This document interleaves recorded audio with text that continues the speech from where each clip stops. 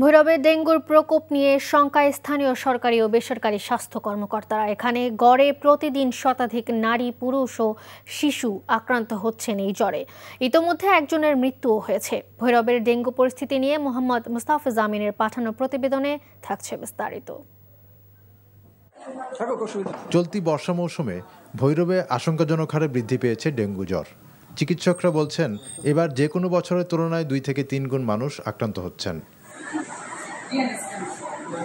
আক্রান্তদের মাঝে খুব অল্প সংখ্যককে ঢাকায় উন্নত চিকিৎসার জন্য পাঠালেও অধিকাংশের চিকিৎসা হচ্ছে নিজ বাড়ি, বেসরকারি ও সরকারি হাসপাতালে। ডেঙ্গু মোকাবিলায় জনসচেতনতার উপর জোর দিলেন চিকিৎসকরা।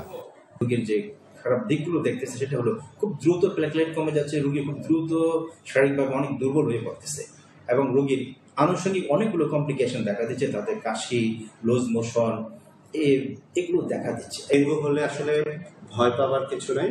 ডেঙ্গুর যে নিয়ম কানুনগুলো আছে সেগুলো যদি ডাক্তারের কাছ থেকে পরামর্শ শুনে আমরা সেভাবে চলি তাহলে বাড়িতে থেকেও ডেঙ্গুর চিকিৎসা সম্ভব।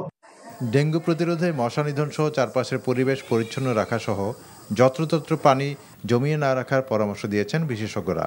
আর জ্বর হওয়া মাত্রই চিকিৎসকের কাছে যেতে বলেছেন তারা। NTV news desk. বান্ডেল থাকলে প্রতি সেনমানিতে টাকা বাঁচবে। বিকাশ সেনমানি বান্ডেল কিনে জিতুন প্রতি লেনদেনে।